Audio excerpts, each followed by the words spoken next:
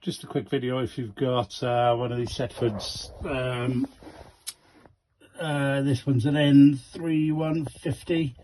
If you've got this type of arrangement with the shelves where you need to move the shelf, but you're a little bit stuffed into knowing how to do it. Oh, it took me a little while, but get a key like that. Go underneath, find the slot,